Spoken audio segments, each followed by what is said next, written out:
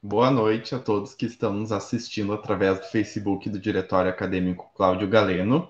O meu nome é Gustavo, eu sou vice-presidente da Chapa Interação e hoje, em conjunto com as minhas colegas de chapa, Laura, Evelyn, Júlia Vicente, Narman e a Dianer, que está aqui com a gente hoje, vamos transmitir, em conjunto com o grupo de estudo sobre uso e acesso a medicamentos, a terceira live referente ao projeto Vivências, Experiências e Conhecimentos Não Se Confinam.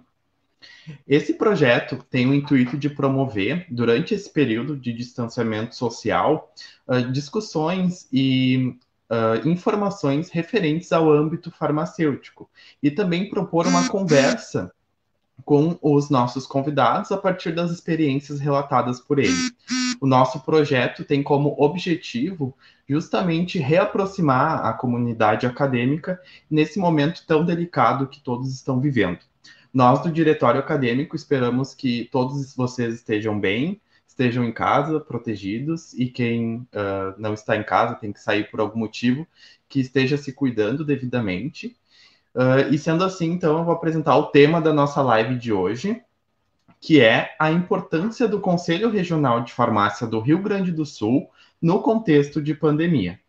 Bom, como na nossa live passada, do último mês, de julho, a gente disponibilizou certificado para vocês. Nessa, a gente resolveu também disponibilizar. O que é necessário para que vocês obtenham a certificação, então, durante essa live? Primeiramente, foi necessário fazer a inscrição, que ocorreu desde o dia 17 de julho nas nossas redes sociais, onde a gente disponibilizou um formulário para vocês, e a partir desse formulário e das etapas dos posts do Facebook e do Instagram do Diretório Acadêmico, vocês deveriam justamente preencher os requisitos para garantir a certificação. Então, vocês preenchiam e cumpriam todas as etapas que foram descritas nas publicações do Facebook ou do Instagram, e vocês confirmariam, então isso seria a etapa inicial, que seria a etapa de inscrição, certo? Mas quem fez essa etapa inicial ainda não garantiu totalmente a certificação. O que é necessário? Então, assim como na nossa última live, para garantir mesmo a certificação, além da inscrição e cumprir as etapas das publicações, é necessário vocês preencherem um formulário que, se eu não me engano, já está disponível no link, na publicação da live. Só que ele ainda não está disponível para as respostas. Então, em um determinado momento da live, eu ou a Dianer vamos avisar que o formulário já pode ser respondido. Esse formulário ele funciona basicamente como uma lista de presença em uma aula presencial. Então, vocês vão ali, preenchem com o nomezinho de vocês, e-mail, e enviam para a gente, para que a gente possa conferir a presença de vocês e emitir o certificado posteriormente, tá?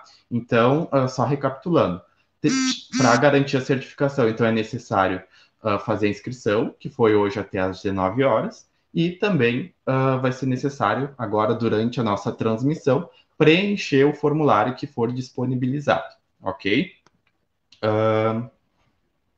Quem já havia se inscrito devidamente, cumpriu todas as etapas, recebeu um e-mail com todas essas informações que eu avisei agora para vocês.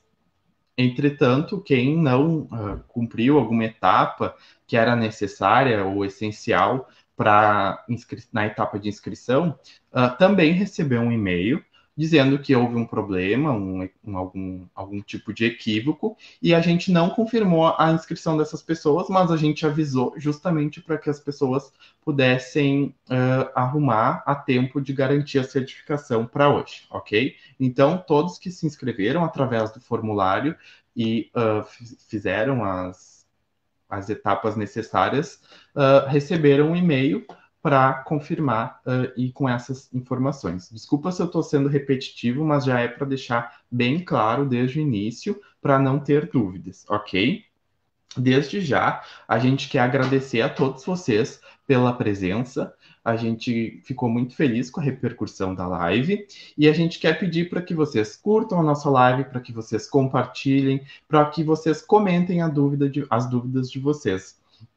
Que ao final, se a gente tiver tempo, a gente vai trazer todas as questões pertinentes, tá? Só deixar claro também que as gurias, outros membros da chapa Interação, vão estar nos comentários cuidando. Caso vocês tenham alguma dúvida referente à certificação, elas vão estar disponíveis para responder, ok? Então agora eu vou passar a palavra para a colega Diane. Bom, boa noite, pessoal. Meu nome é Diane e eu sou a segunda tesoureira do diretório acadêmico.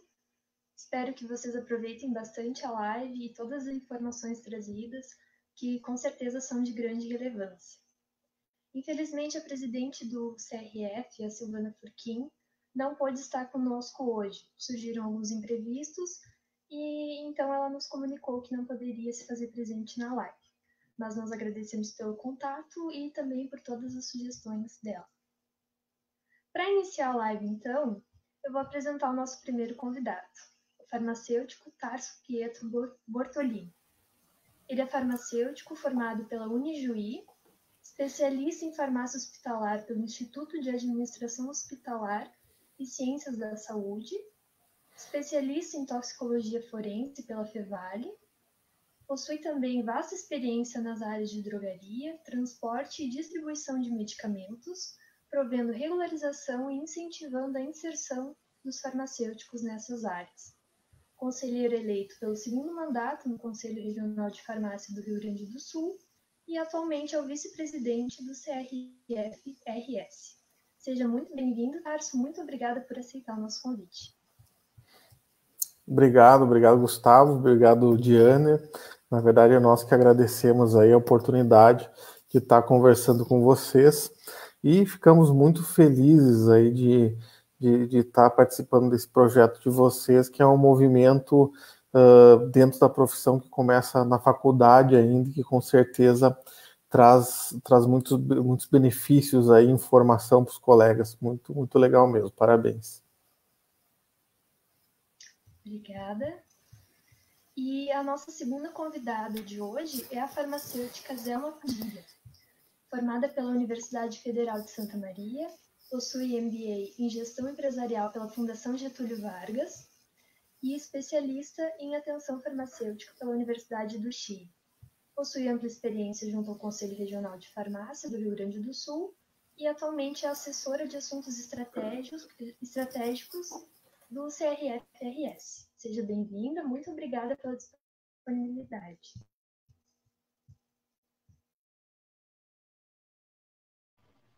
O microfone, Zelma, tá desligado.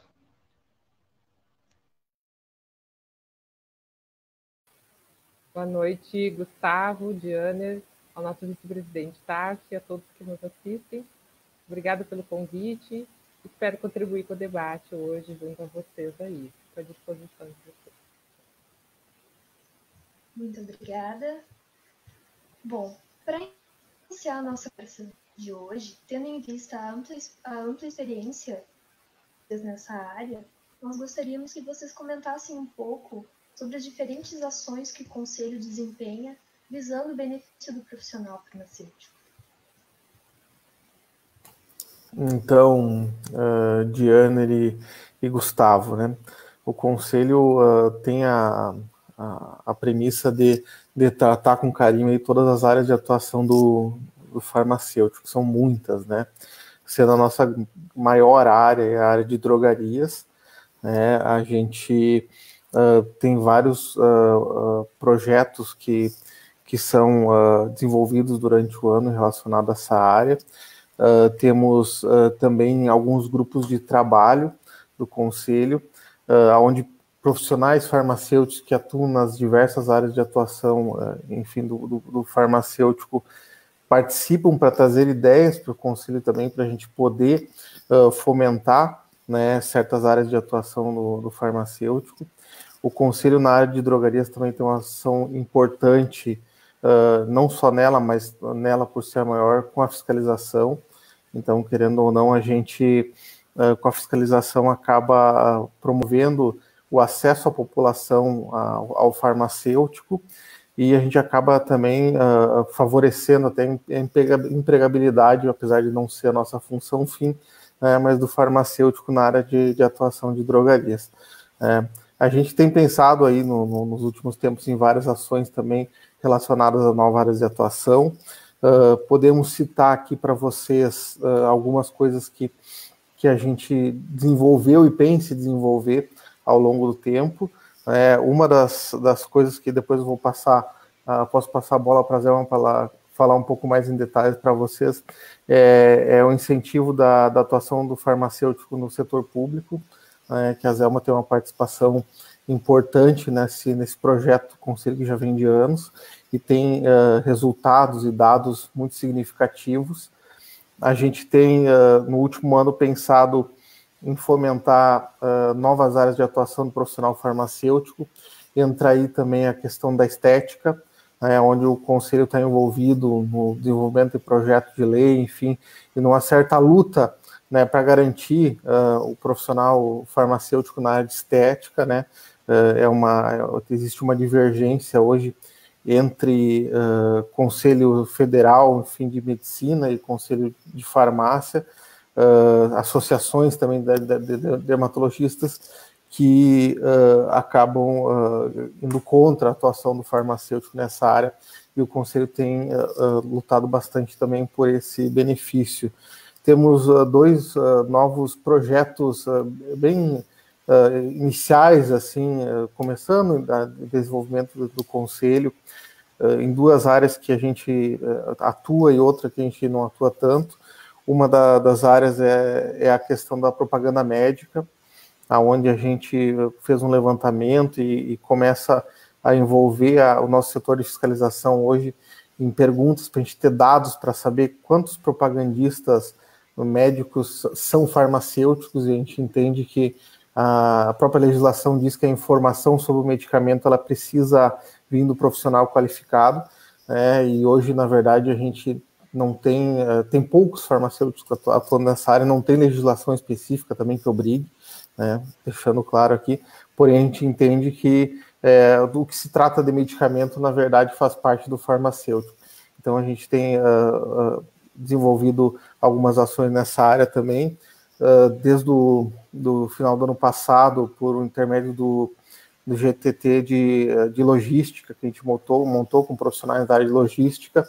Também estamos desenhando aí alguns projetos de lei para no futuro poder aumentar a atuação do farmacêutico na área de transporte e logística de medicamentos e outros produtos de saúde, enfim, saneantes, cosméticos, porque a gente não tem uma obrigação de carga horária significativa nessa área para o farmacêutico.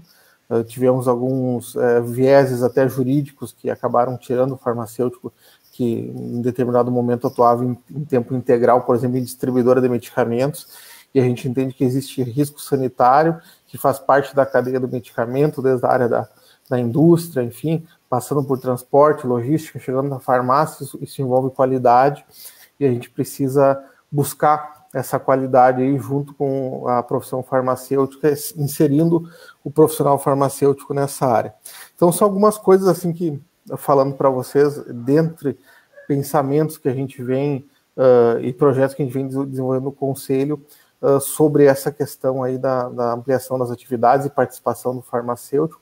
Passo um pouco a palavra para a Zelma, que ela participou e tem resultados, inclusive, muito interessantes na área da saúde pública, na atuação do farmacêutico. Então, deixo ela falar um pouquinho aí para vocês também.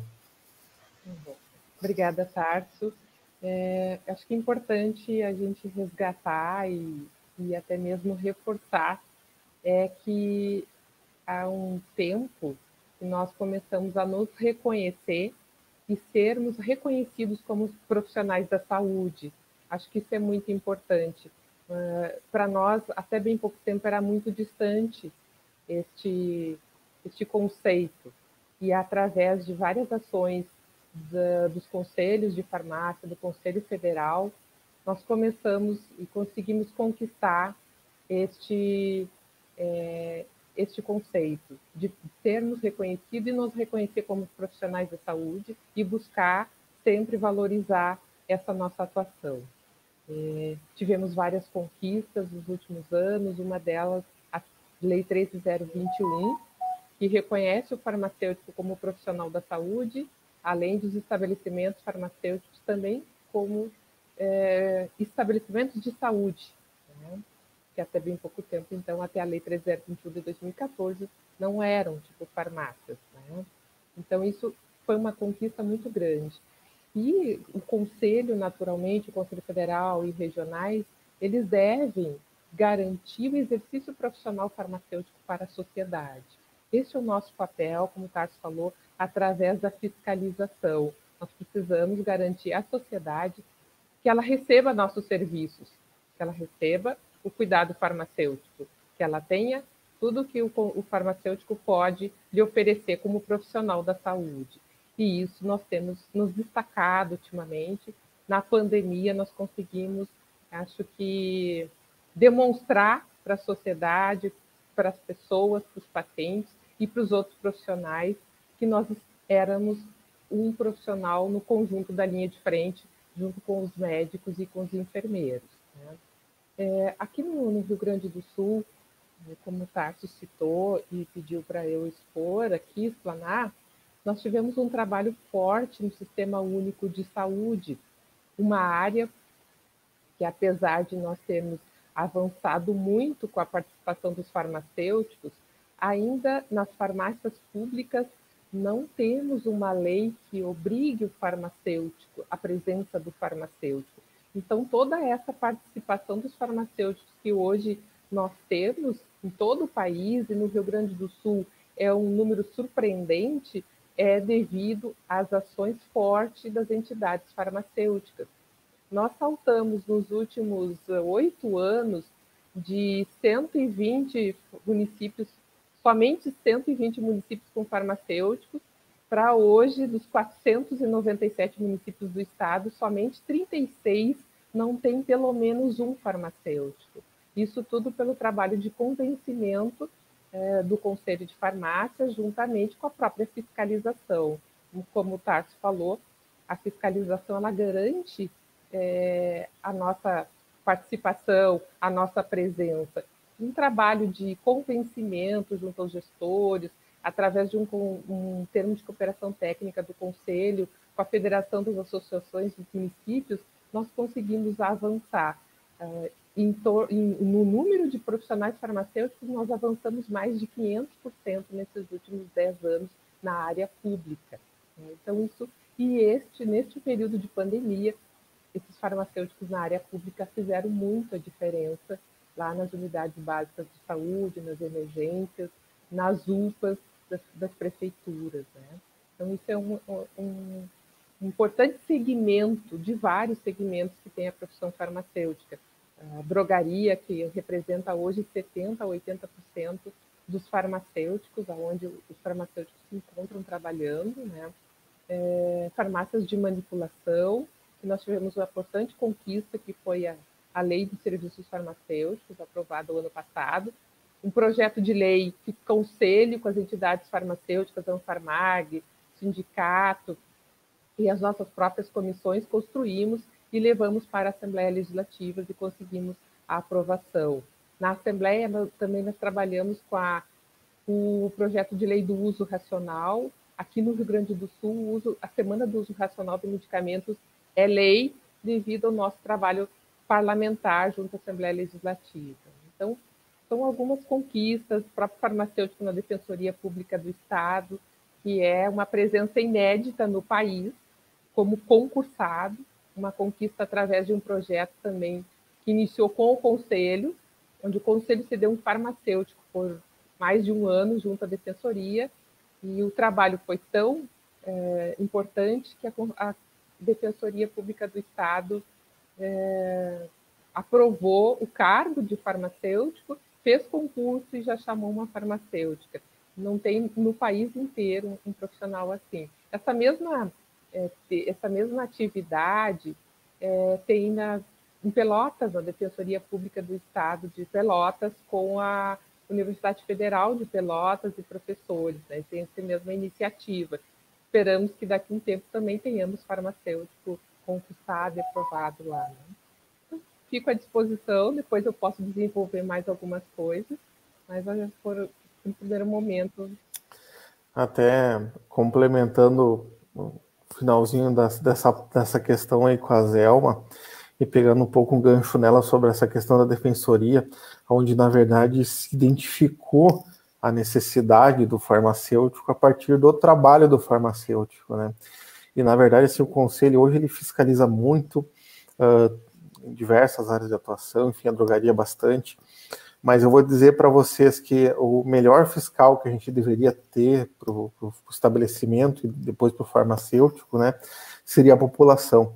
O momento que a gente tiver a população reconhecendo a importância do farmacêutico e entrar numa farmácia e visualizar o farmacêutico como um profissional de saúde e não querer sair de lá sem uma orientação do farmacêutico ou sem passar por algum atendimento realizado pelo farmacêutico, isso aí é uma coisa que tem uma força enorme. Eu acho que nisso a nossa profissão está um pouco nova, apesar de ser muito antiga, né? Mas a gente tem conquistado esse caminho de aparecer para a população, e aí importante falar para vocês que estão no curso de farmácia, acadêmicos e tudo, tem que pensar lá na frente em sair, quando se formar, em botar a cara e ocupar esses espaços, né? A partir do momento que vocês, farmacêuticos, nós, farmacêuticos, ocupamos o espaço e mostramos a importância, a gente tem o nosso maior fiscal, que é a sociedade.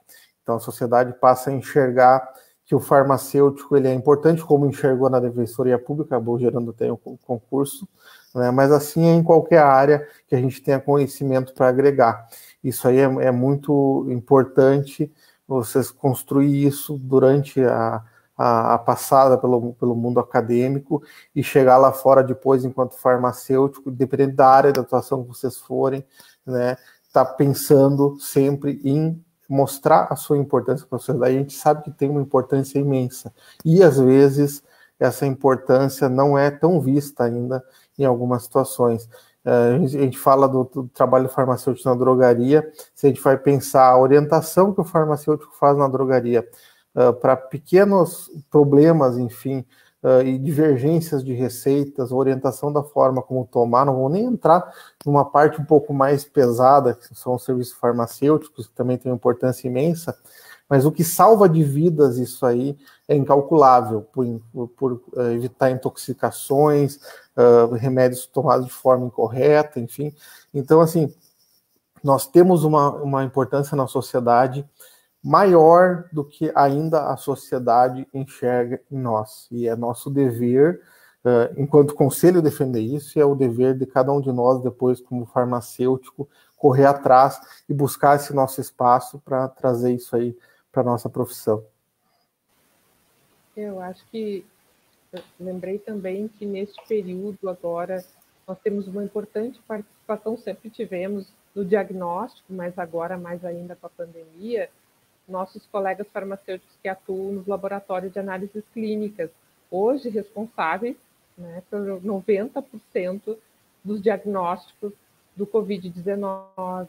E isso, muitas vezes, a sociedade, o paciente não sabe que é um farmacêutico que está lá fazendo esse exame, né, que está lá dando o apoio para o médico no diagnóstico. Da mesma forma, nos hospitais, nos últimos anos, nós tivemos um crescimento muito grande de farmacêuticos que atuam nos hospitais, porque até bem pouco tempo também tínhamos legislações ou ações, digamos assim, no STF, que impediam o conselho até mesmo de fiscalizar hospitais. E hoje nós temos um crescimento também muito grande da categoria dentro dos hospitais e também uma participação importantíssima nesse período de pandemia, no cuidado com os pacientes, no manejo dos medicamentos, no controle dos medicamentos necessários para a intubação. Agora, vocês devem ter visto o noticiário da falta de medicamentos para a intubação. Os profissionais que estavam lá atrás desses medicamentos e preocupados com a falta, com o estoque pequeno, ou até mesmo zerados, eram os farmacêuticos hospitalares que estavam correndo para manter os estoques desses medicamentos para intubação. Então, várias áreas neste momento nós estamos sendo bem importantes. Inclusive, esses profissionais, por intermédio do grupo de trabalho do Conselho, né, Zelma? Que até a Zelma faz parte, eu também participo como membro da diretoria.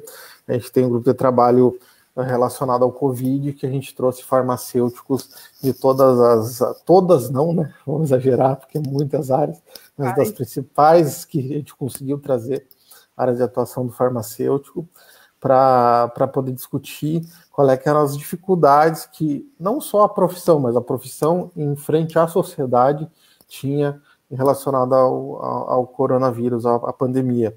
E por ali passou N situações, passou muitas questões relativas a análises clínicas, né, Zelma, onde os colegas trouxeram dificuldades, enfim, que até com testes, e realmente o trabalho da análise clínica na pandemia, ela é um trabalho bem silencioso, de certa forma, mas teve uma importância imensa, porque toda a experiência que os farmacêuticos bioquímicos tinham em exames laboratoriais relativos a outras doenças também, com métodos, enfim, foram usados para conseguir chegar até em conclusões sobre como interpretar certos resultados de exame, porque os primeiros exames que vieram para o Brasil, eles traziam muito erro, davam muito falso positivo, falso negativo.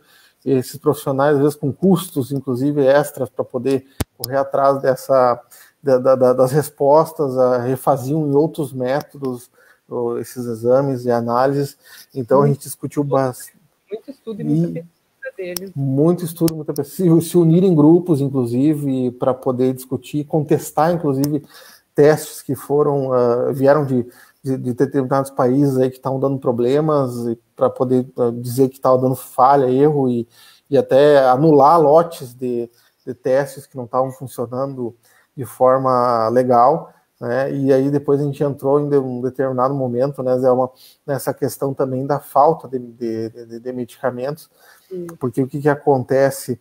O paciente que está internado na UTI e está usando o respirador, ele faz uso de um coquetel imenso, né, de medicamentos, onde vão diversas ampolas por dia para conseguir manter ele sedado e também com a musculatura bloqueada, para não competir com o respirador, né? E não é natural, né, independente do tamanho da emergência, da capacidade que se tinha de abastecimento, se usar tanto esses medicamentos fora da época da pandemia, né, para fazer esse tipo de intubação. Então, realmente, os estoques começaram a ficar escassos. Veio por intermédio do grupo de trabalho essa situação da falta de medicamentos. O Conselho notificou, avisou o Estado e a Secretaria Estadual de Saúde. Com isso, inclusive, recebeu um retorno de ajuda, né? Uma ajuda até que a Zelma participou aí também ativamente para poder, junto com a fiscalização, enfim, em poder fazer um levantamento nas distribuidoras de produtos farmacêuticos, enfim, de medicamentos, sobre os estoques que haviam disponíveis, onde o próprio Conselho foi proativo daí em fazer um trabalho paralelo aí para poder dar uma resposta para o Estado, assim, sobre a situação que a gente estava, né, em contato inclusive com os farmacêuticos que estavam nessas distribuidoras aí também, que também estavam... Ficaram uma semana ligando o dia inteiro, ligaram para todas as distribuidoras do Estado, mais de 200 distribuidoras. Isso aí, essa informação retornou para o Estado, onde se resolveu certos problemas, também acendeu outras luzes vermelhas aí, culminou no final do processo, inclusive acho que por intermédio do Estado com o Ministério da Saúde, trouxeram medicamentos de outro país, aí do Uruguai, alguns medicamentos para suprir essa falta. O Exército Brasileiro, enfim, entrou também nessa ação aí para trazer esses medicamentos, fazer o transporte, a logística, né, desses medicamentos. E até nós tivemos no próprio grupo do GTT, dos farmacêuticos que nos alertava, inclusive tinha pego Covid, né, Zelma? E aí ele disse, pô, o pessoal lá do hospital disse que não sei se até segunda vai ter medicamento, né? E daí no grupo ali, daqui a pouco ele diz, o pessoal vai entregar, e conseguiram suprir a falta, né? Então, realmente foi até para nós que acompanhava assim, um momento bem tenso de estar acompanhando esse problema todo relacionado com o medicamento e preocupação da população não ter acesso a esse medicamento aí. E chegando no final, assim, em cima da hora, parece que tudo se resolveu, né? Então foi bem gratificante, a gente ficou aliviado, na verdade, no final também, que existia essa preocupação nossa, assim, e aí quanto mais tu te envolve, mais tu te preocupa, né? E a gente, puxa vida, né? Precisa acontecer alguma coisa, precisa fazer. Será que vão buscar? Trouxeram? Entregaram ou não entregaram? E tá faltando ainda, né? E aí chega no final, bom, agora resolveu. E agora com a redução, pelo menos de certa forma, a gente vê que tem uma pequena redução aí na questão das internações. Acho que esse problema com o abastecimento extra que teve também aí foi resolvido aqui no estado do Rio Grande do Sul, pelo menos por enquanto, o que nos deixa muito tranquilo, nos deixa muito satisfeito de poder ter ajudado também, né, ativamente aí, botando inclusive a equipe do conselho fazer um trabalho paralelo aí para conseguir colher informações e compartilhar com o Estado para a gente conseguir sanar essa pendência. Outra coisa que acho que o conselho foi muito importante é sempre, mas naturalmente que no período de pandemia tudo aumenta, né? E as proporções todas são muito gigantescas perto da normalidade. E o suporte da nossa orientação técnica foi fantástico a todos os profissionais de todos os segmentos, desde o SUS até o laboratório, manipulação, drogarias, porque a cada dia, ou até mesmo no mesmo dia, legislações mudavam, legislações eram publicadas, portarias, decretos, leis, resoluções, enfim, tudo para tentar adequar as situações à pandemia. Então, era o receituário que trocava a quantidade ou o período para que poderia ser dispensado, plataformas que o Conselho desenvolveu com o Conselho Regional de Medicina para poder ter a prescrição eletrônica, porque para não precisar os pacientes estar se deslocando, né? Então, tudo isso foi em pouco tempo desenvolvido, e a orientação, agora voltando à orientação, depois eu quero trabalhar um pouquinho mais da plataforma, ela foi fantástica, dando esse suporte sobre as legislações diariamente, além de pareceres técnicos de medicamentos, sobre posso, não posso, que causam uma insegurança nos profissionais que estão lá na ponta. Que decisão tomar diante daquela situação toda nova. Então, o Conselho dava essa segurança através da orientação. E dentro disso também buscamos essa parceria para possibilitar a prescrição eletrônica, onde o médico vai até o site do Conselho de Medicina, ele registra a sua receita lá, e o farmacêutico, o paciente, ao procurar o farmacêutico na farmácia, o farmacêutico entra lá na plataforma e registra a dispensação desse medicamento. Depois, posteriormente, o próprio Conselho Federal de Farmácia também desenvolveu uma plataforma com o Conselho Federal de Medicina, e ela veio para ficar. Muitas coisas que se desenvolveu durante a pandemia, a gente sabe que não vai ter retorno, que são ganhos para a população e para os profissionais. Então, nossa proposta, inclusive, é, no futuro, registrar o trabalho do farmacêutico nessa plataforma, a evolução do nosso atendimento lá na ponta, nessa própria plataforma, não só demonstrar a dispensação dessa receita, mas, quem sabe, a evolução do nosso cuidado com esse paciente também deixar nessa plataforma. Então, são coisas que a gente poderá vir a trabalhar no futuro, são experiências que poderá se dar continuidade. Realmente essa questão que a Zé falou da legislação, assim, agora que está um pouco e não está tudo completamente apaziguado a situação, até dá para rir um pouquinho, né? Mas assim, foi um aperto, porque assim, entra para a CNGPC, entra para a portaria 344, sai da portaria 344 para uma outra resolução. Vem uma outra lei que diz que a receita tem que ser de outro jeito, e assim foi. Se costurando, ligando para a Anvisa, mandando e-mail, vem e-mail com resposta inconclusiva, retorna para a Anvisa, os farmacêuticos precisando de um apoio nosso para saber o que fazer, né? Nós também com um conflito interno, assim, eu digo no sentido de dar melhor informação, né? Então, temos uma informação parcial, vamos largar ou não, esperamos até amanhã para a gente consegue costurar isso com a Anvisa numa resposta mais né, conclusiva, assim, para passar para os colegas.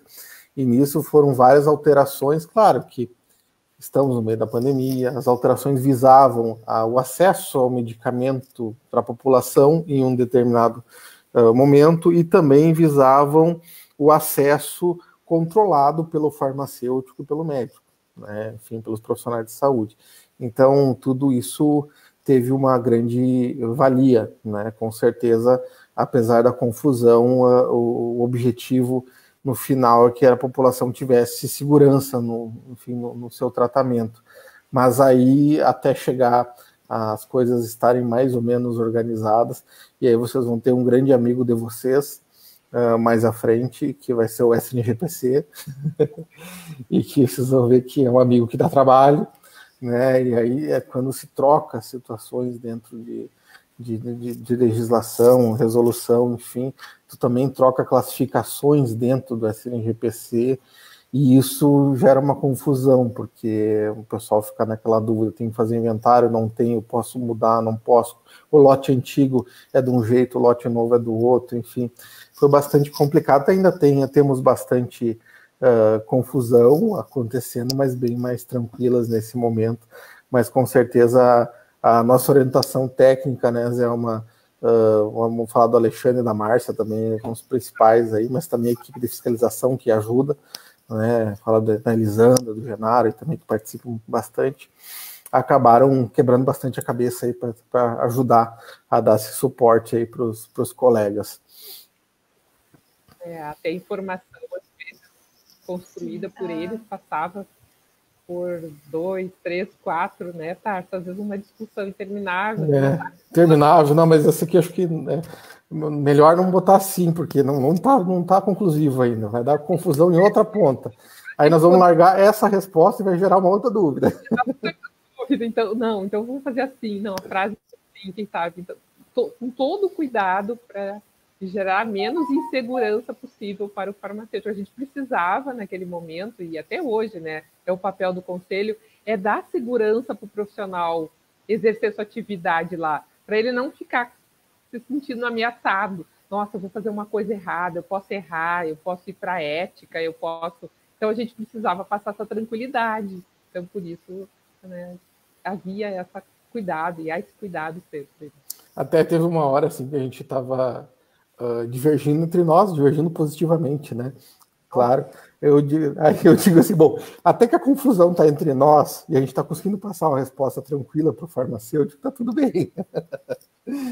Então, mas é complicado, foi bastante emoções aí, o coronavírus ainda está nos trazendo bastante emoções, mas é gratificante poder participar disso tudo também, né? A gente às vezes fica com os cabelinhos mais brancos do lado, assim, mas no final das contas é muito gratificante. Com certeza. Vocês comentaram sobre a fiscalização e até esse seria o próximo ponto que a gente queria abordar. A gente sabe que o Conselho fiscaliza o exercício ético da profissão farmacêutica, né, extremamente necessário no combate às irregularidades na prestação de serviço e nos estabelecimentos. O que a gente gostaria de saber é de que forma o CRF vem trabalhando no período da pandemia. Houveram restrições ou mudanças nesses atos de fiscalização? Como isso está atualmente? Bom, acho que nenhum setor, empresa, ou seja o que for no mundo, não mudou alguma coisa. Então, e da mesma forma, no Conselho, a gente teve que fazer adequações. Vamos começar por uma situação, por exemplo, temos funcionários, inclusive fiscais, que são do grupo de risco. Isso já muda a percepção de como atuar nessa questão. Também a gente tinha a questão aqui das bandeiras no estado, onde, apesar da atividade de fiscalização ela está permitida e a gente nunca parou ela completamente, né, fazia a gente ter um certo cuidado, né, dependendo como estava a situação da pandemia em determinadas regiões, a gente não ficar circulando muito nessas regiões, né? Então a gente teve esse cuidado também relacionado à fiscalização, claro que sem deixar de atuar, e aí às vezes a gente ia em pontos mais críticos, né, relacionados à fiscalização, em lugares onde, por exemplo, tinham denúncias, enfim, e outras situações. Então realmente mudou a rotina, tanto por a gente querer preservar algumas pessoas, ou quer preservar todas, mas algumas por necessidade, né, direta de estar em grupo de risco. Também mudou os hábitos todos, a gente teve que fazer dentro do conselho manuais, cartilhas e procedimentos operacionais padrões para a fiscalização no momento da pandemia, os cuidados, os EPIs que deviam ser usados, enfim, toda o cuidado que o fiscal deveria ter, tanto para ele se proteger, como também para não ser um vetor, né, do vírus, né? Então, todo esse cuidado foi tomado. A gente pensa assim que estamos vitoriosos, não tivemos nenhum fiscal na rua que teve coronavírus até o momento. Quando a gente fala de pessoas altamente, e aí vocês sabem também que estão fazendo faculdade de farmácia, altamente capacitadas para se cuidar, não quer dizer que seja impossível pegar o vírus, não é isso, né? Todos estão, mas assim, com certeza o farmacêutico, o profissional que tem já dentro da sua formação esse cuidado dos DPIs e em questão de contaminação, seja para qual área ele for que esteja relacionado com a vida humana, enfim, ou com exames ou com produção de medicamentos. Então, acredito que isso facilitou bastante a vida do nosso fiscal, porque por ter esse conhecimento, e até foi um resultado muito positivo. A gente teve que reduzir a atividade do conselho, a gente nunca parou completamente, né, mas a gente também teve bastante sucesso nos nossos métodos, enfim, de controle, de contenção disso, né. Dentro do conselho, a inatividade, assim, o conselho às vezes cada nicho, cada pessoa, cada parte da sociedade, às vezes enxerga o conselho, eu acho que como um pedaço, né? Ele fiscaliza, na verdade, o conselho tem inúmeras atividades, registro de empresa, registro de profissionais, transferências, averbações, a fiscalização, da fiscalização vem processos administrativos, vem processos éticos, então é uma empresa, realmente uma empresa, é um CNPJ, inclusive, né, mas é uma empresa que tem várias demandas dentro. E todas essas demandas aí tiveram que ser adaptadas na época do coronavírus. Então, em determinado momento, a gente, quando estava mais crítica a situação, a gente teve um alto nível de funcionários trabalhando em home office, né, e fazendo as suas atividades. Isso foi sendo regulado conforme a pandemia. Certas coisas que eram impossíveis de se fazer em casa se fazia no conselho, dentro de todos os protocolos de segurança também. E foi reformulado o ambiente de trabalho, inclusive para as pessoas que tinham que ir, estão voltando em algumas atividades agora no conselho. Então, tudo que a gente vê acontecendo assim com outras empresas, a gente teve que fazer também no conselho, e realmente é um órgão que tem muita movimentação, muito burocrático. A gente recebe milhares de protocolos, de processos por ano, seja em qualquer uma dessas áreas aí que eu citei para vocês, né? Apesar de toda essa loucura, essa pressão e de ter que fazer isso em pouco tempo e se adaptar, a gente não deixou cair o nosso nível de atendimento ao público, na maioria das partes. Alguns processos pararam por alguns momentos, mas eram processos que podiam estacionar, né, que tinham prazos, mas o atendimento direto à população, inclusive em alguns setores de protocolo, a gente conseguiu até agilizar um pouco, o que nos deixou feliz. Se for sopo digital, né? E de repente a gente viu que algumas coisas ficaram até mais rápidas e pouquíssimas coisas mais lentas. Então, até falando nisso, parabenizo toda a equipe do Conselho que se dedicou para conseguir fazer essa transformação toda aí, que não foi fácil, viu? Vou dizer para vocês que é meio que trocar o pneu do carro andando, assim, porque tem coisas que não podiam parar de forma alguma. Farmacêuticos não esperam para começar, não podem esperar. Se formou, você precisa trabalhar. O colega que está vindo de fora do outro estado para trabalhar aqui, ele precisa da transferência dele. A empresa está abrindo, ela precisa do registro para contratar o farmacêutico, para poder trabalhar na empresa.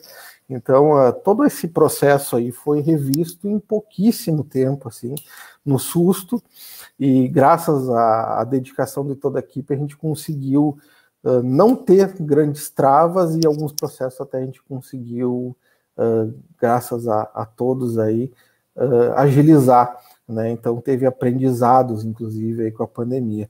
É de dar parabéns aí para toda a equipe, mas realmente foi bem complicado. Hoje a gente começa a retomar algumas atividades que estavam em home office no Conselho, para a gente suprir certas coisas que realmente precisavam da presença, interação, sistema, parte documental física, enfim, tem situações que não podiam ser em home office, e o Conselho ainda trabalha com alguns funcionários em home office também, e os que estão indo na sede hoje do CRF estão obedecendo todos os protocolos aí de segurança com relação ao Covid. Não temos notícia ainda, graças a Deus e graças a todos os cuidados, de infecções vindas de dentro, enfim, da atividade dos nossos profissionais, né? Então, temos 114, se não me engano, profissionais no Conselho, algo perto desse número aí, e nenhum teve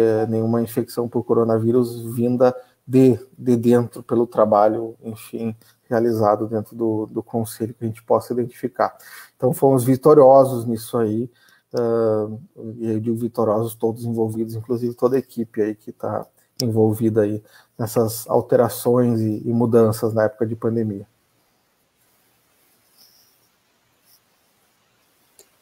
Bom, acho que o Tasso falou, né, tudo que podia tentar passar, porque foi realmente uma modificação assim, de um dia para o outro, até porque como a sede fica em Porto Alegre, a gente também sempre teve que obedecer a classificação da bandeira de Porto Alegre, né, que nos últimos mais de 30 dias, 60 dias, está na bandeira vermelha, né? Então o Conselho teve que adequar também o seu funcionamento em função disso.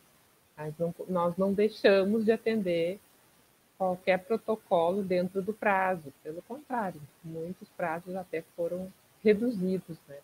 E aqui é importante ressaltar também a importância do Conselho Federal de Farmácia, que estabeleceu, aprovou resoluções de forma também a contribuir com o andamento dos conselhos, como, por exemplo, o prazo dos próprios processos. Naturalmente que foi um efeito cascata, porque a própria Justiça também prorrogou os prazos, mas o Conselho Federal imediatamente prorrogou os prazos dos processos também, reuniram os conselheiros federais de forma virtual, fizeram plenária de forma virtual, para não deixar os conselhos regionais amparados, né, na situação legal.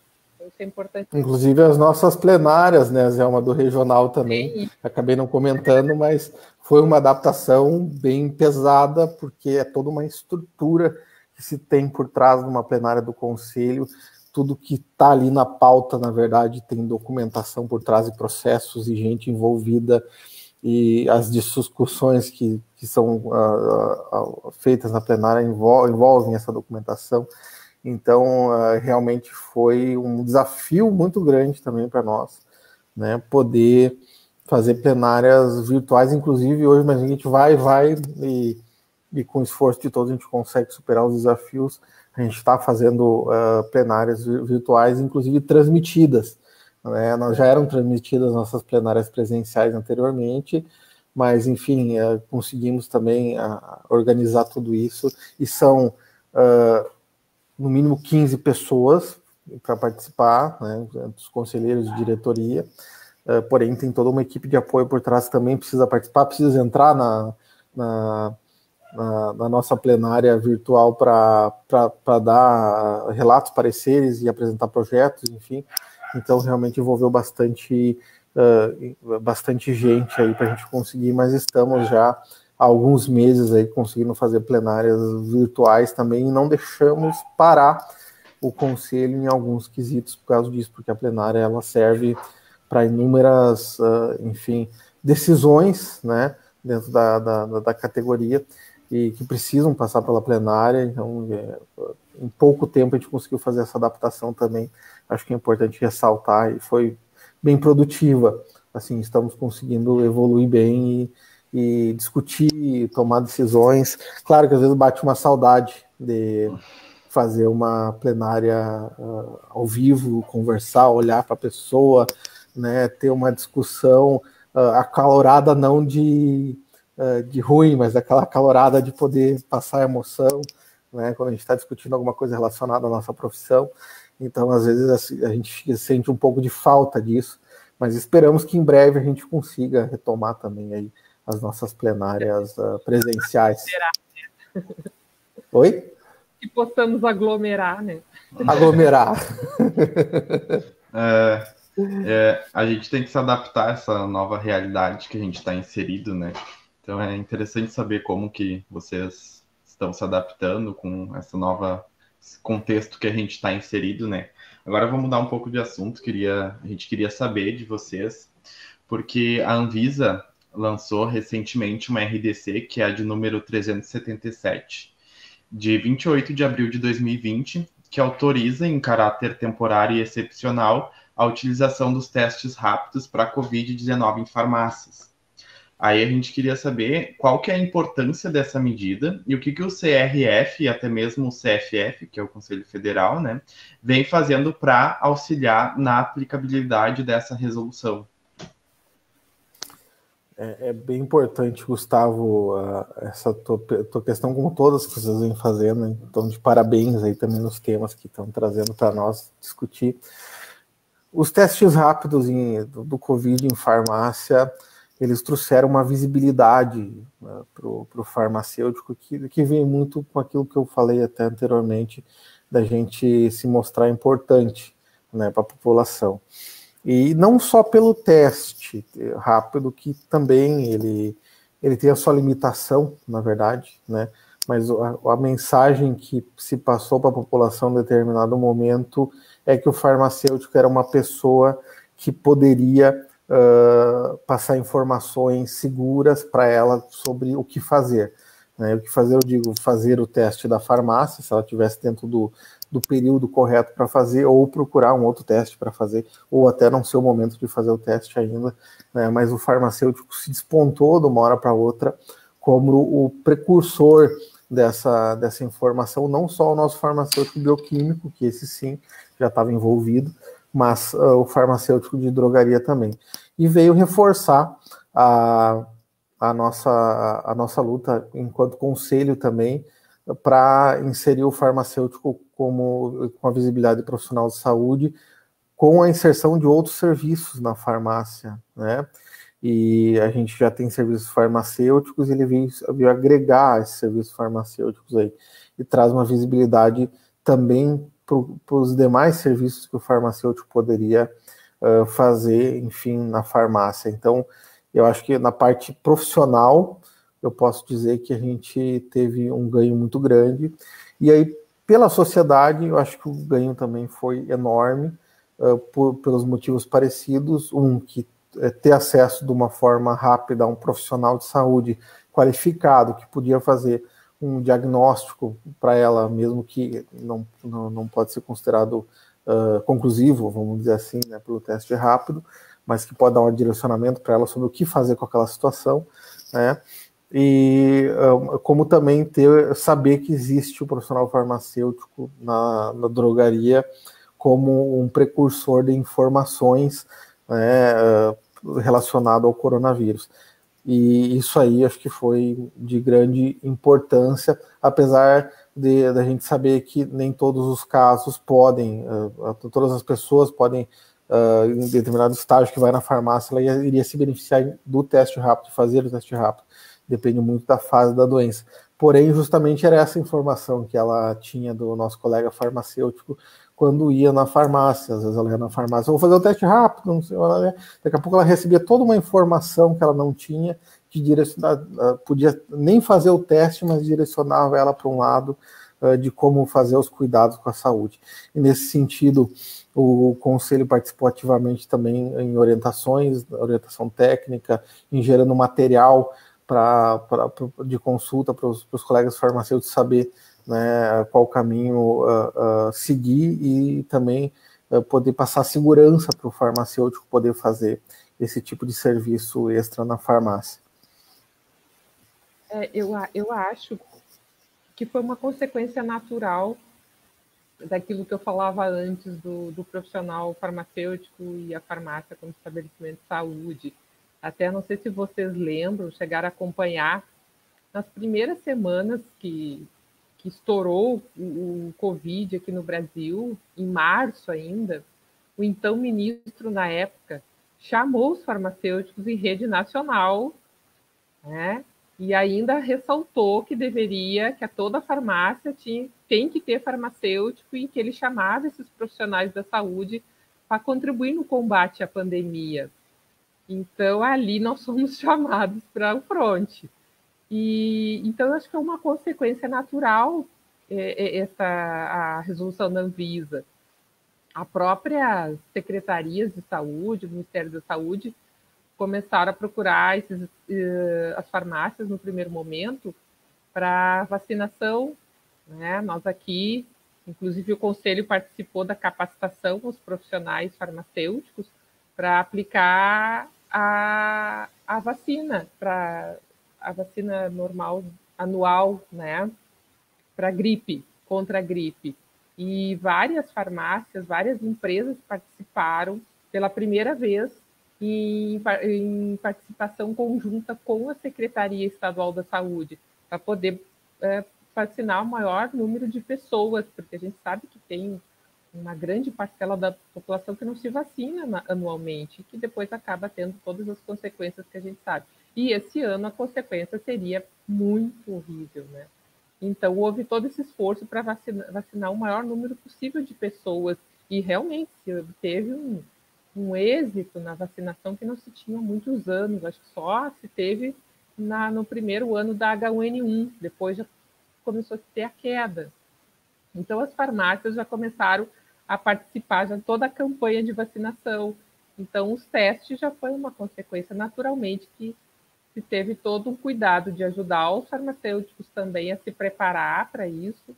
O Conselho participou e fez reuniões com a Vigilância Sanitária do Estado, com a Secretaria Estadual da Saúde, aonde foi feito todo um material, uma orientação como o farmacêutico conduzir essa situação. Né? Primeiro, a questão da biossegurança dentro do estabelecimento, né? Para o paciente, para os integrantes da equipe, para o farmacêutico. Né? E o segundo, depois, com a situação na frente, o que o farmacêutico fazer? Para quem ele encaminhar? Na minha cidade, qual é a referência? É a própria secretaria? É na UPA?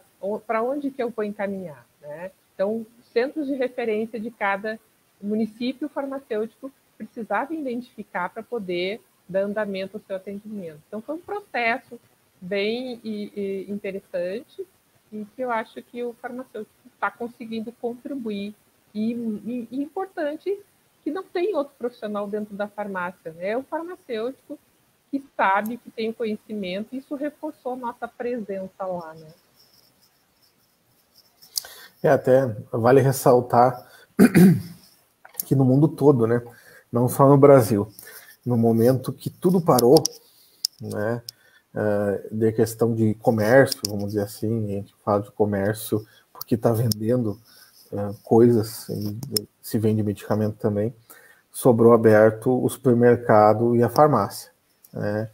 E o único local que a gente tinha, claro, tirando o hospital e emergências, que seria para outros casos, mas o único local que a gente teve no mundo, um profissional da saúde, com qualidade e capacitação para poder passar informação para a população relacionada à pandemia, era a farmácia, que estava aberta. Então, nós viramos, com certeza, na pandemia, não só no Brasil, mas no mundo todo, um ponto de referência para a população, onde a população ia buscar informação, sabendo que lá tinha um farmacêutico, né, inclusive de que decisão tomar dentro dos sintomas que ela estava sentindo, com medo do contato que ela teve, ou até informação sobre medicamentos, sobre tratamento, sobre situações que se falavam e que não tinha, como é que eu vou dizer, não tinha uma concordância, né, sobre o que fazer, e era a farmácia que estava aberta lá com nós farmacêuticos atendendo a população e passando informação de qualidade. Então, dentro dos super-heróis aí que a gente tem na área da saúde, o farmacêutico ele não fica devendo para ninguém, né? A gente tem uma bagagem enorme de conhecimento, a gente tem uma responsabilidade enorme quando a gente conversa, mesmo uma orientação simples numa farmácia, porque a pessoa está levando essa informação como uma informação do profissional de saúde, e a gente tem cada vez mais, eu acho que a pandemia ela trouxe isso à tona, cada vez mais essa responsabilidade sendo reconhecida pela sociedade. E estão de parabéns todos os farmacêuticos por isso, porque quando a gente sai na rua para trabalhar, né, enquanto está todo mundo em casa, isso seja em farmácias, hospitais ou outras áreas, análises clínicas, enfim, outras áreas de atuação que a gente não parou em momento algum, a gente também tem medo, né, acho que todo mundo tem medo, porém tu leva para frente a questão da tua responsabilidade e do teu juramento enquanto profissional de saúde. Com certeza muitos pensavam na sua família também, principalmente lá no começo, onde tudo era muito confuso, né? Então, estou indo cumprir minha obrigação, mas tem a minha família, posso voltar para casa e daqui a pouco trazer alguma coisa para ela. Acho que tudo isso passou pela cabeça nossa também, dos farmacêuticos, mas ninguém recuou. Eu acho que a nossa profissão está de parabéns após essa pandemia, e a gente seguiu em frente, prestando assistência, se envolvendo em outras questões que nós não estávamos envolvidos antes, que nem o teste rápido, e dando orientação para a população de forma excepcional.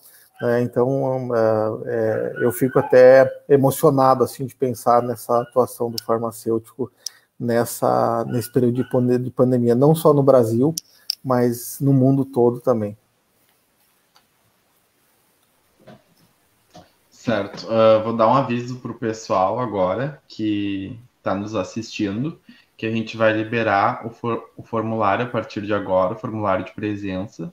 Por favor, preencham, enviem e voltem para a nossa live, porque a gente ainda tem coisa para comentar dos nossos convidados. Eu vou, então, agora passar para a próxima pergunta, porque com toda essa situação atual, o farmacêutico vem sendo destacado como um profissional essencial para a luta contra a Covid, né? Como vocês já haviam mencionado. E aí a gente queria saber de vocês como que vocês veem a perspectiva da profissão farmacêutica no período pós-pandemia. Eu acho que a gente vai ter ganhos, e a gente tem que estar consciente em colher esses frutos aí, passando a pandemia, esfriando a cabeça, pensar que a gente teve uma exposição muito positiva, apesar de difícil pela situação toda, né? Então a gente tem que pegar e pensar que essa exposição também nos traz uma responsabilidade muito grande perante a sociedade, e isso nos força a pensar em qualificação, capacitação para poder atender essa necessidade, e eu acredito que a gente vai sair muito reforçado, muito fortalecido, e principalmente essa questão da importância do farmacêutico perante a sociedade, e reforçando muito essa questão que o Conselho vem defendendo há bastante tempo, que é do estabelecimento, da farmácia como estabelecimento de saúde, e do profissional farmacêutico como um profissional que pode prestar diversos serviços à saúde dentro da farmácia. E a farmácia, apesar dela, por inerência, sempre vai vender alguma coisa, o hospital também vende, enfim, tratamentos e tudo, né? Porém, você vender o medicamento sem orientação, sem instrução, você não está vendendo saúde, você está vendendo somente um produto, né? E eu acho que isso reforça a toda a população a nossa importância e reforça esse engajamento do farmacêutico com a saúde dentro da drogaria também, que às vezes fica um pouco bagunçada em outros momentos, porque existe a parte do comércio muito forte, e o problema não é o comércio muito forte, o problema é só o comércio muito forte, a gente não tem a saúde atrelada a isso tudo.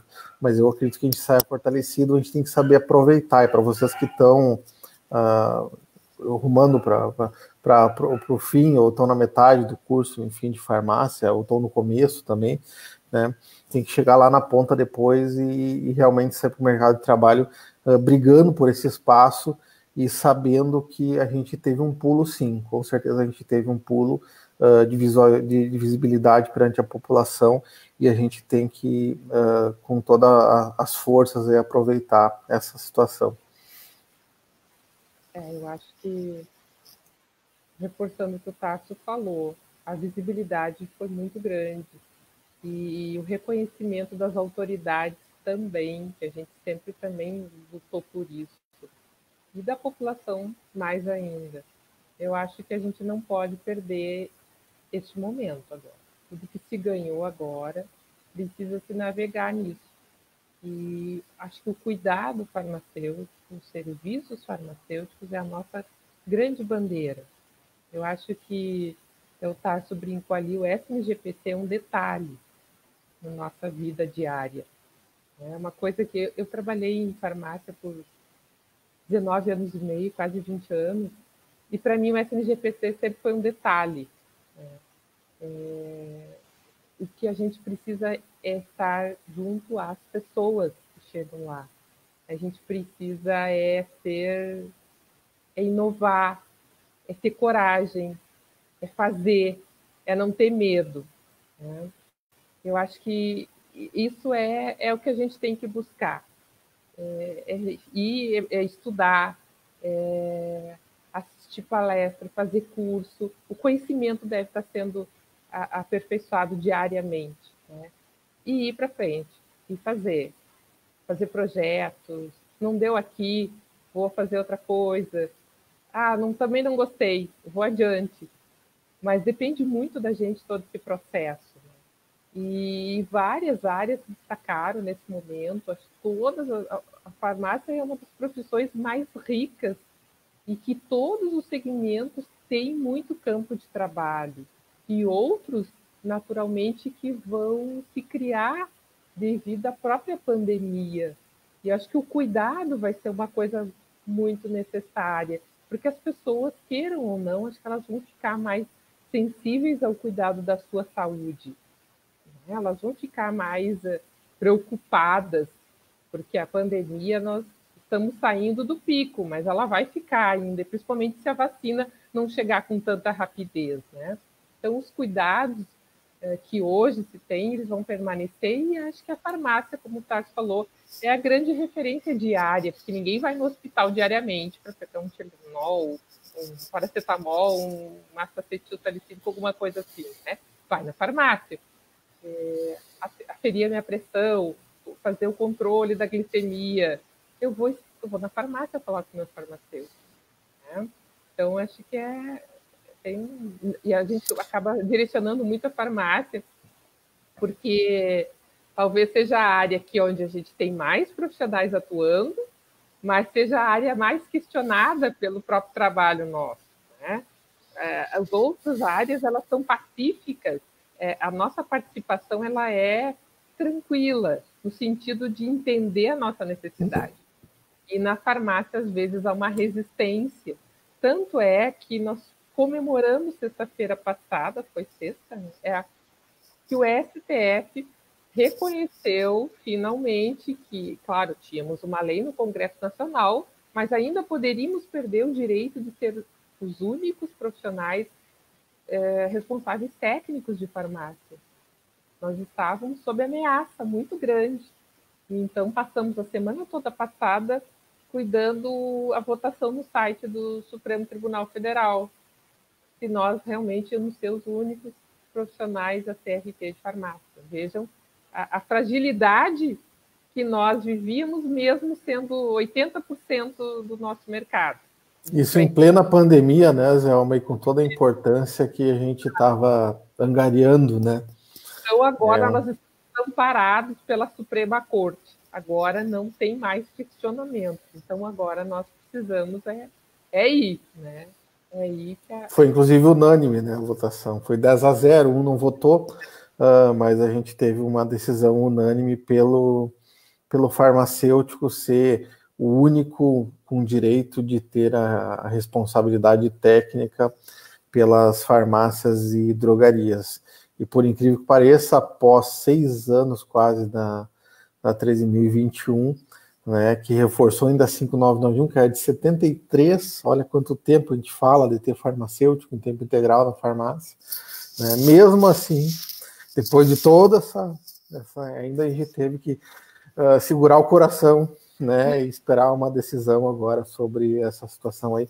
Inclusive o Conselho foi uma decisão, explicando um pouco o pessoal que não acompanhou, de repente, que estava na área acadêmica, né, era um técnico de farmácia de Minas Gerais que estava entrando com uma ação contra o Conselho de Farmácia de Minas Gerais, envolvendo o Conselho Federal, aonde o nosso Conselho Regional também entrou como parte interessada no processo, porque o STF também deu uma decisão de que aquela decisão poderia ter repercussão nacional, né, e aí poderia servir de base jurídica, jurisprudência para algumas outras decisões, o que deixou todo mundo muito preocupado, inclusive os outros conselhos, além do de Minas, e nisso entrou o nosso também, entramos também como parte interessada no processo para poder ajudar nessa briga, espero que seja a última briga que a gente tenha, né, relacionada ao farmacêutico na farmácia.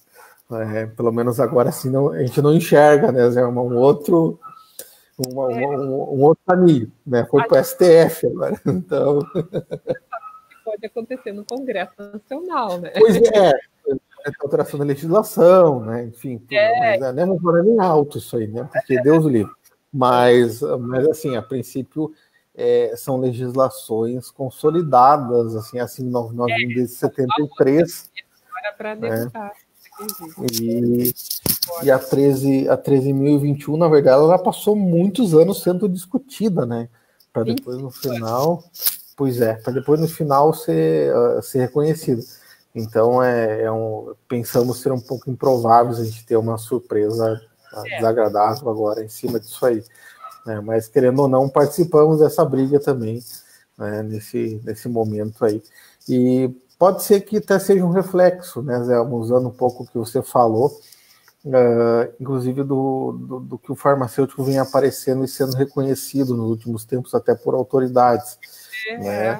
Pode ser que até se tenha um entendimento.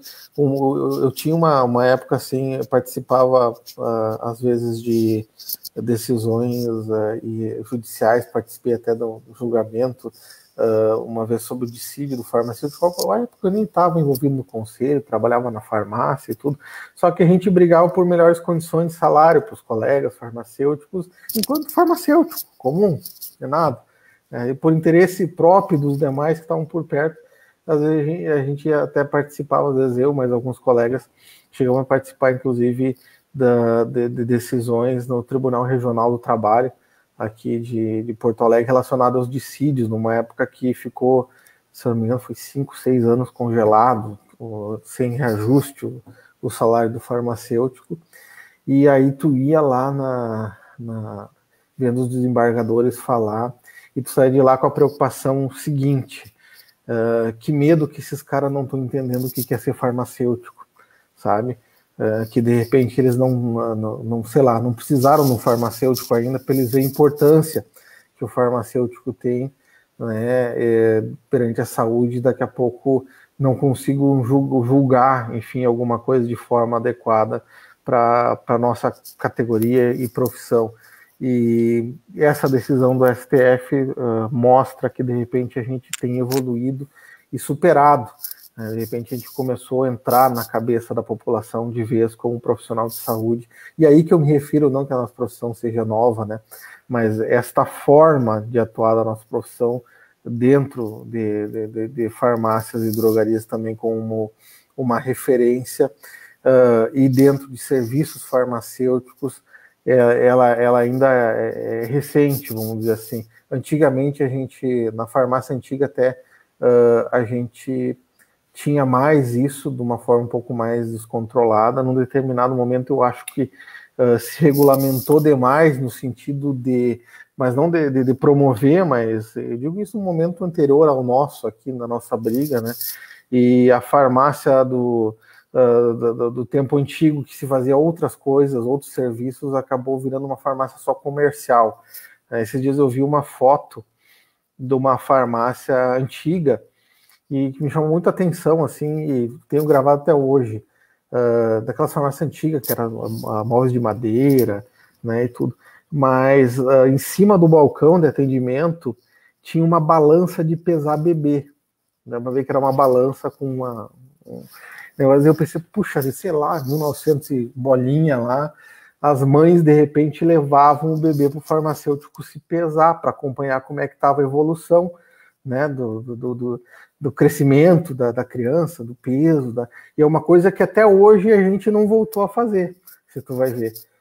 Então acho que a gente tem um caminho muito grande para construir, não que ele já não esteja ficando sólido e tenha coisas já acontecendo de uma forma bem vigorosa, mas a gente tem um caminho a construir, com certeza vocês que são acadêmicos aí vão poder logo mais entrar nessa luta aí também e desbravar esse meio aí, e de repente a gente consiga lá na frente olhar essa foto lá atrás e ver que a gente está melhor, né, do que era aquela época, né? A gente às vezes fala, o farmacêutico fazia naquela época injeção, vacina, curativo, pesava o bebê, que essa não tinha passado pela minha cabeça, só pela foto, eu não sabia ainda dessa situação aí, acabei sabendo pela foto. E virou indústria farmacêutica, a gente tinha caixinha pronta de medicamento e a gente vendia as caixinhas. Eu acho que teve um baque assim, histórico no meio, e a gente está saindo disso. Eu acho que a luta de vocês e a força de vocês quando vocês se formarem daqui a uns anos aí farmacêuticos vai ser importante e imprescindível para a gente continuar evoluindo nessa situação. Com certeza. Bom, a nossa última pergunta é referente à nova portaria do MEC, a 544 de 2020, que flexibiliza a oferta de aulas práticas, inclusive para estudantes do curso de farmácia, de forma remota. Sendo assim, qual a importância da luta do Conselho pela qualidade do ensino dos cursos de farmácia?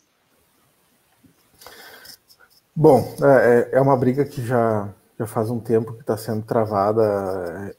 O Conselho Federal também está bastante envolvido, nossos conselheiros federais, inclusive o professor William, nosso conselheiro federal suplente, também tem um envolvimento muito grande aí nessa questão da Comensino no CFF. O CFF ele passou uma instrução que o Conselho Regional acata nesse momento há algum tempo aí de não registrar cursos 100% EAD, né? Então, na área de farmácia, porém a gente tem, como você mesmo falou, Ediane, né, e citou, enfim, a portaria do MEC, a gente tem uma fragilidade enquanto conselho para tomar decisões relacionadas a esse tema. Então, o MEC hoje ele tem a autonomia de registrar, enfim, esses cursos, e a gente depende de uma decisão política também, ou se não é política, pelo menos, de entendimento do MEC relacionado ao que deve ser feito ou não. Qual é que é a nossa grande preocupação enquanto Conselho Regional de Farmácia, diretorias, assessores, tudo quando a gente conversa sobre esse assunto, é relacionado à qualidade, né? A gente não pode deixar a qualidade do ensino farmacêutico cair.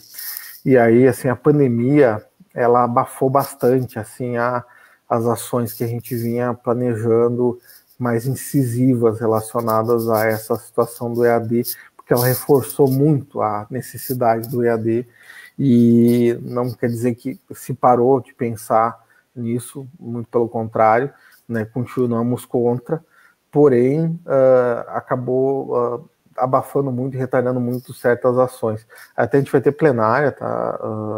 Setembro, quem está plenária aberta, qualquer um participar, vai ser discutido esse tema na plenária. Nós não temos uma posição efetiva definida para passar para vocês, por isso essas discussões, né? Só falando para vocês que nós somos contra os cursos 100% EAD e somos muito preocupados com relação à qualidade do ensino. Muito se fala assim, mas daqui a pouco vai ter algumas disciplinas que podem ser em AD, né, que de repente não afetariam a qualidade. Pode até ser, mas falta daqui a pouco chegar nesse denominador comum aí junto com o MEC do que seria isso, né? Será que 90% presencial, 80%, 70%? Né? Aí o pessoal diz assim, não, mas agora, depois da pandemia, cursos 100% presenciais vai ser difícil. Até a medicina tem AD hoje, durante a pandemia, claro. Né? Porém, assim, a gente faz parte de um curso de saúde, onde a gente tem que ter interação com pacientes, onde a gente tem que participar de aulas práticas relacionadas desde análises clínicas, síntese de fármacos, manipulação, enfim, a parte da indústria. Então, a gente tem muita coisa prática para fazer, né, para a gente pensar num curso, seja ele os flex, que o pessoal está falando aí, que eu vejo que é um flex muito mais para o EAD do que para o presencial. Essa que é a preocupação. É diferente de uma proposta, daqui a pouco, de uma universidade, de, sei lá, direcionar algumas matérias da área de humanas para o EAD, né? Pode ser que seja alguma saída, isso eu falo como opinião pessoal, mas eu vejo que as disciplinas que são inerentes da profissão farmacêutica direta, seja elas qual for, seja as que precisam de interação entre nós, para a gente poder formar opinião e poder, enfim, construir o nosso profissional também dentro da faculdade, que às vezes não é só o conteúdo que é importante, também é a nossa construção como pessoas dentro da universidade em estudar aquele conteúdo, em debater aquilo, né? Como também a questão prática que a gente tem na farmácia, que é inviável, impossível a gente pensar em transpor ela para o EAD. Então, a nossa briga ela é muito grande e a gente, de repente, assim, tem a pretensão de pensar em algo 100% presencial, pode ser que não seja mais uma realidade a gente ter um curso 100% presencial. Porém, a gente tem que brigar pela realidade de ser um curso 100% produtivo, né? Um curso com qualidade, isso a gente tem que brigar. E aí definir em cima da qualidade qual é que vai ser a nossa luta aí de o que pode e o que não pode ir para o EAD. E essa discussão aí, ela está acontecendo, acontece entre nós no Conselho Regional, acontece no Conselho Federal também, inclusive essa plenária que a gente vai ter agora em setembro, vai tratar sobre esse tema, estão todos convidados aí. A plenária ela é transmitida pelo Facebook do CRF, da mesma forma que está sendo transmitida pelo diretório acadêmico.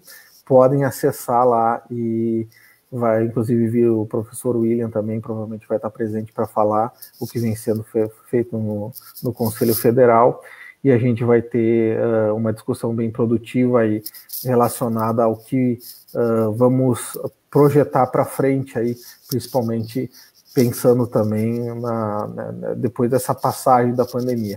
Porém, não é a pandemia que vai nos deixar quietos no sentido de agora pode ser tudo EAD ou agora não é isso. Vocês também devem estar vivendo um momento difícil.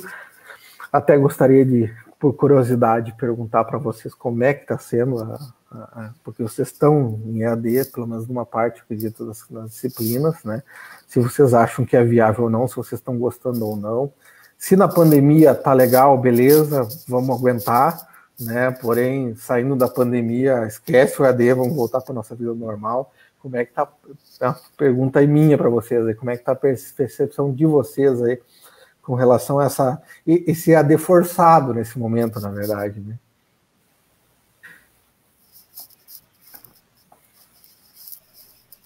Quer falar, Diana, ou eu posso falar? Pode falar, depois eu falo. Na verdade, para mim, esse EAD...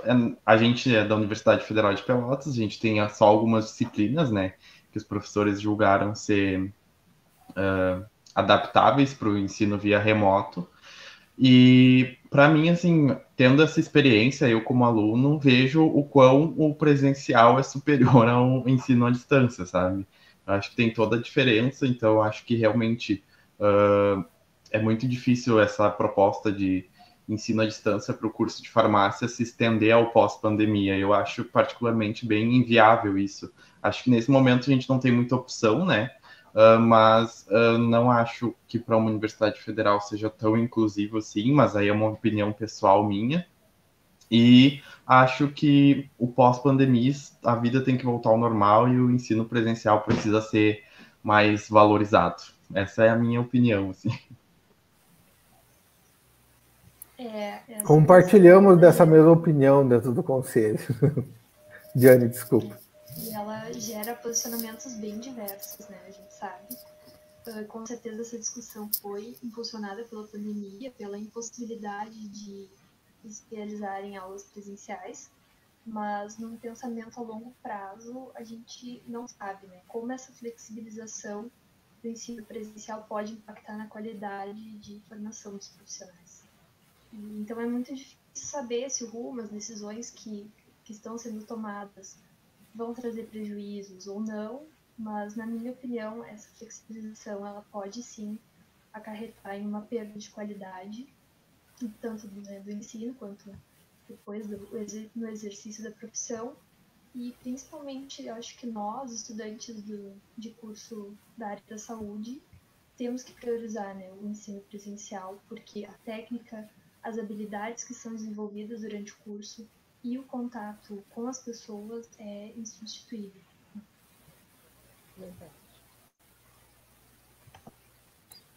É um pensamento que a gente carrega conosco também, e carrega, de certa forma, eu falo como vice-presidente e como representante dos farmacêuticos nesse momento, aí, na diretoria também do conselho, nos frustra um pouco a gente não ter um pouco mais de poder de decisão relacionado a essa situação, né? Parece que o Conselho deveria ter mais opinião nisso em relação ao Ministério da Educação, enfim, ao MEC. Não que não tenha, mas na verdade a gente está sujeito, né, a essas regulamentações, e o Conselho ele tem a premissa de fazer o registro deste profissional, né? Então, por mais que hoje a gente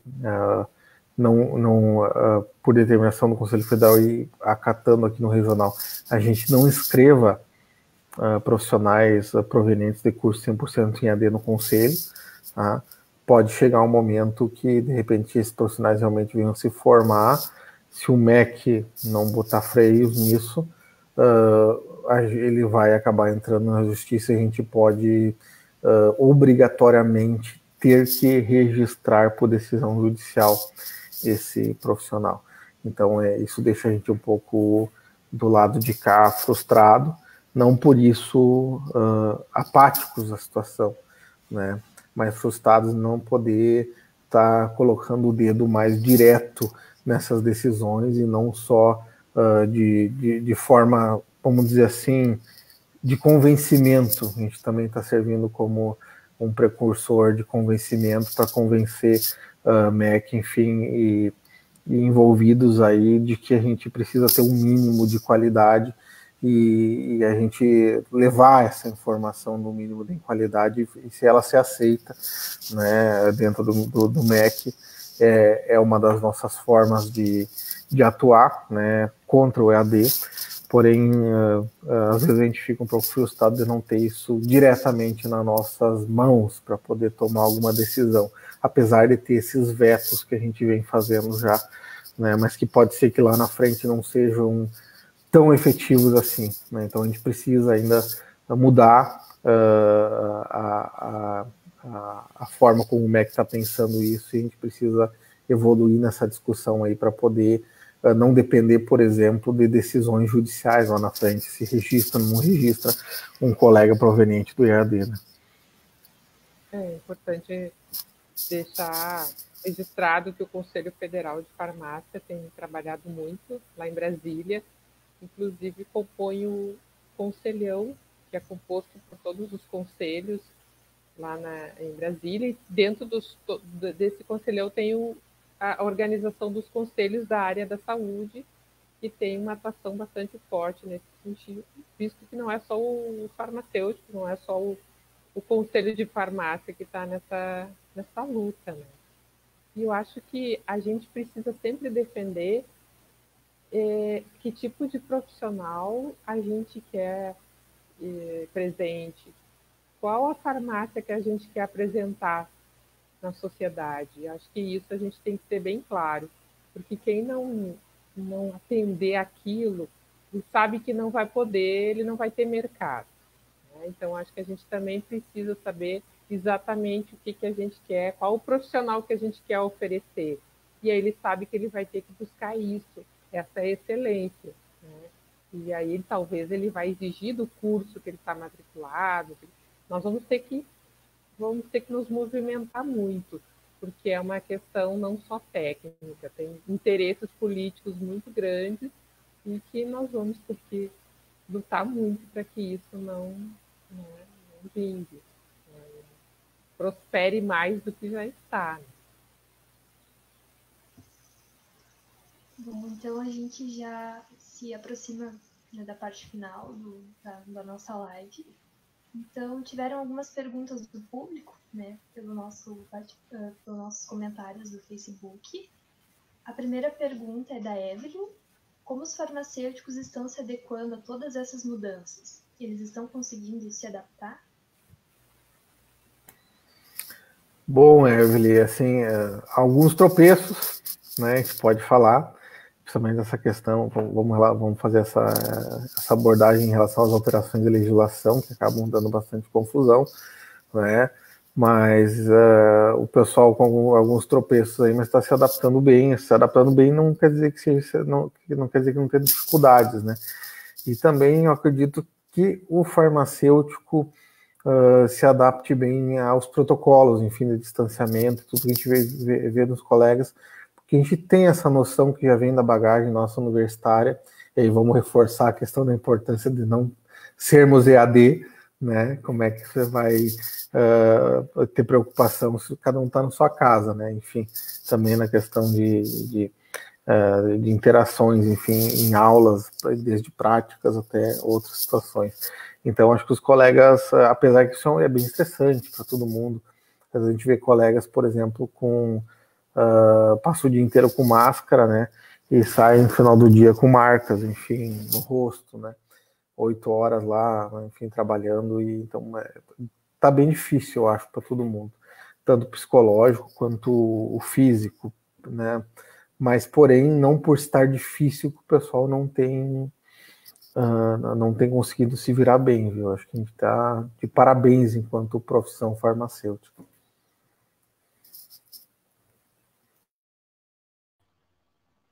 Certo. Acho que a gente tem mais uma pergunta da Thaís Silva, que ela gostaria de saber em relação às receitas azuis, se no futuro próximo a plataforma conseguiria abranger também esse receituário.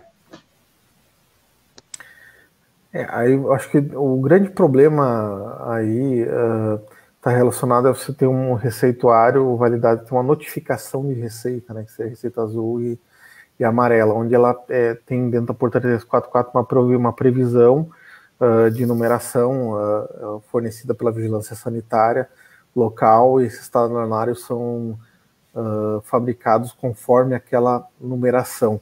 Então, existe um passo de regulamentação aí, na verdade. Mas eu não acho que seja difícil, não, disso migrar. É uma questão de vontade, e aí digo da Anvisa, né? de repente, flexibilizar algumas questões de regulamentação relacionadas ao receituário, para que se possa implantar dentro de uma plataforma eletrônica como essa que foi desenvolvida em parceria com o Conselho de Farmácia e Conselho de Medicina, possa se implantar as notificações de receita também. Olha, eu acho que seria maravilhoso. Com certeza. Seria fantástico, porque diminuiria muitos problemas. E eu acho que também a gente sabe que as vigilâncias precisam se adequar mais ou ter mais capacidade tecnológica, digamos assim, né? Eu acho que isso é um passo que naturalmente vai se buscar. E essa conexão de vigilância sanitária com as farmácias, talvez, ou com as plataformas, eu acho que pode vir a evoluir, sim, seria um ganho fantástico para os profissionais e para os pacientes. E diminuiria muito as notificações falsificadas que circulam no comércio aí, que a gente sabe, né? Então, certo, pessoal. Acho que a gente já está se encaminhando agora definitivamente para o final. A gente quer agradecer ao Tarsi e à Zelma pela presença, pela disponibilidade. Acho que foi muito relevante a nossa conversa aqui hoje. Vou abrir espaço para vocês, caso vocês queiram dar algum recado, alguma coisa para falar. Fiquem à vontade. Bom, se me permitem começar uma despedida, né? Primeiro, agradeço muito o convite. É sempre bom a gente conversar tanto com colegas quanto futuros colegas, enfim, farmacêuticos, e a gente poder trocar informações. Gostaria de parabenizar por vocês relacionado ao conteúdo. Eu acho que todas as questões excelentemente bem colocadas e com uma relevância enorme para a nossa profissão nesse momento e em outros momentos também. Então, vocês estão de parabéns pela organização. Acho que foi um debate extremamente produtivo e espero que a gente tenha conseguido trazer informações boas para os colegas, poder trazer um pouco de como a gente está lidando com diversas situações dentro do Conselho, de como a gente trabalha e tenta também trazer conquistas e trazer soluções para os nossos colegas enquanto representantes de vocês, né? E como mensagem eu gostaria de dizer uma coisa que eu falo para o pessoal que está se formando, né? E vocês vão chegar um dia na formatura, não sei se vou ter oportunidade ou alguém de que está hoje aí de visualizar você se formando, se nós ainda vamos estar nesta empreitada da vida ou em outras, né? Mas o pessoal, quando se forma, eles têm uma alegria muito grande, assim, é uma euforia, uma vontade de sair. Eu lembro de mim também, quando me formei, de sair desbravando o mundo, né? E às vezes a gente vê alguns colegas que depois de um tempo murcham esse ânimo, essa euforia. Então, o que eu tenho para dizer para vocês é: não deixem isso murchar dentro de vocês depois que vocês saírem da faculdade. Vocês vão ter momentos de altos e baixos, vão ter dificuldades, todos nós temos, e quando vocês vão tiverem alguma dificuldade, você pode ter certeza que todos passam por essa dificuldade, mas essas dificuldades passam, e não deixem elas abater vocês no sentido de vocês perder esse ânimo, esse vigor que a gente traz depois da vida acadêmica, que a gente vai para o mundo profissional e que a gente acha que a gente pode mudar o mundo, né? E realmente a gente pode mudar o mundo. Essa que é a grande questão.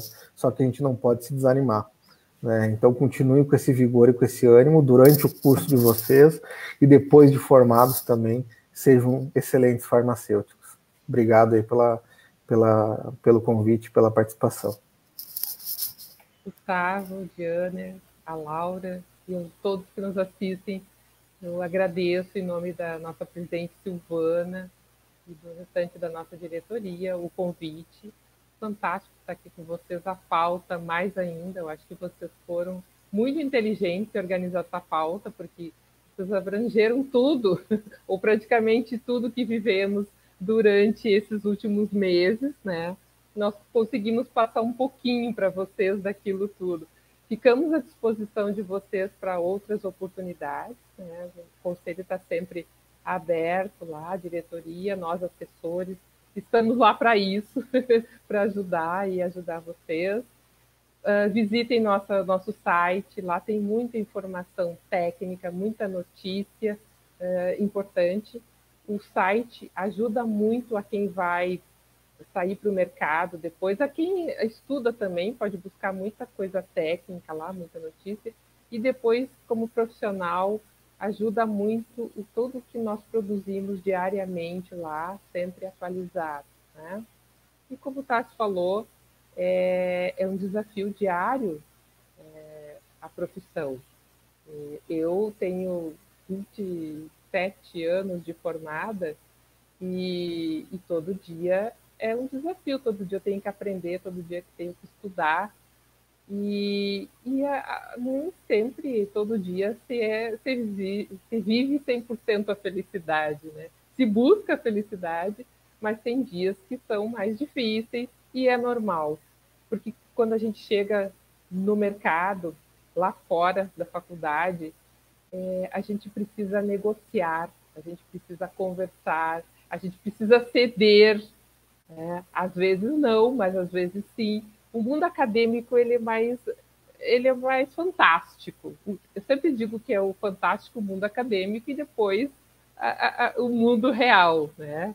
Então, às vezes a legislação é tão certinha, mas aí a gente chega lá fora, não, mas não é bem assim, não, mas está assim, não, tem uma vírgula, e essa vírgula pode dizer que não é assim. Não, mas tem um poderá ali, não é um deverá. Ah, tá, mas para mim era um detalhe. Então, as interpretações de legislação, a conversa com o teu superior, às vezes, tu pode ser um gestor também, e aí tu tem que trabalhar com pessoas, que é um grande desafio, né? Nós somos profissionais das pessoas, mas às vezes nós temos dificuldade de trabalhar com as pessoas e interagir com os profissionais é o nosso grande desafio. Médicos, enfermeiros, fisioterapeutas, diariamente, nós precisamos estar preparados para nos comunicar e, né, levar o nosso conhecimento. Então, mas é bonita a profissão. Eu sou apaixonada pela farmácia, sou apaixonada por desafios e pelas pessoas todas que eu convivo e que diariamente eu conheço, como vocês hoje, né? Então, aquele abraço e vamos à luta, que tem muita coisa bonita nos esperando. Muito obrigada. A gente que agradece por todas as palavras. Mais uma vez quero agradecer a presença de vocês, a disponibilidade. A Zelma que chegou, substituiu a Silvana e falou coisas muito relevantes aqui para a nossa conversa. Então, mais uma vez, muito obrigado a vocês, ao Tarso também pela disponibilidade.